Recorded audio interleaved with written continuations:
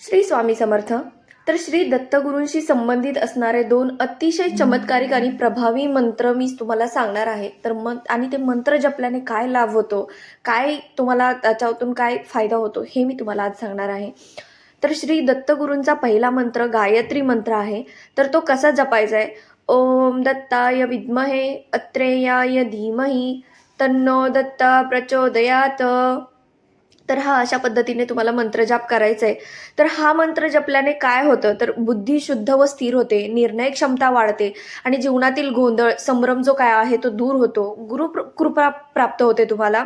आणि विद्यार्थ्यांसाठी आणि नोकरी व्यवसाय करणाऱ्यांसाठी विशेष लाभदायक हा मंत्र आहे. मानसिक ताण भीती कमी होते याने. तर जप पद्धत काय आहे याची? दररोज सकाळी स्नान करून 11, 21 किंवा 108 वेळा जप करायचा आहे. आता दुसरा दत्तगुरु मंत्र कुठला आहे, तर श्री दत्तगुरु बीज मंत्र. अतिशय शक्तिशाली मंत्र आहे हा बीज मंत्र. तर एकदम 3 अक्षरांचाच मंत्र आहे. तर तो कसा बोलायचा आहे आपल्याला? ओम द्रा दत्तात्रेयाय नमः. ओम द्रा दत्तात्रेयाय नमः. बस एवढाच मंत्र आहे हा.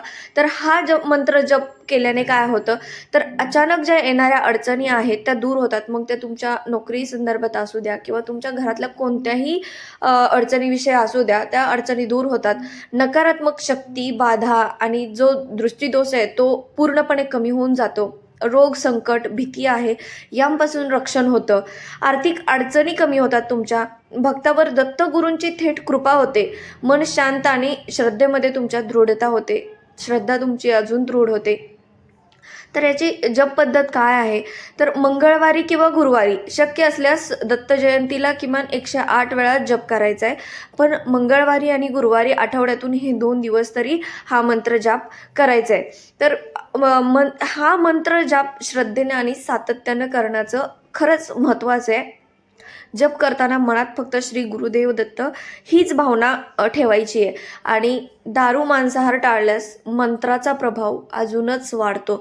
जेव्हा तुम्ही हा मंत्र म्हणाल, आता म्हणाल की आम्ही दारू, मांसाहार करून हा मंत्र म्हणू का, त्याचा काही फायदा होणार नाही आहे. तुम्ही ते टाळून हा मंत्र म्हणायचा आहे, त्याचा प्रभाव तुम्हाला नक्की दिसेल.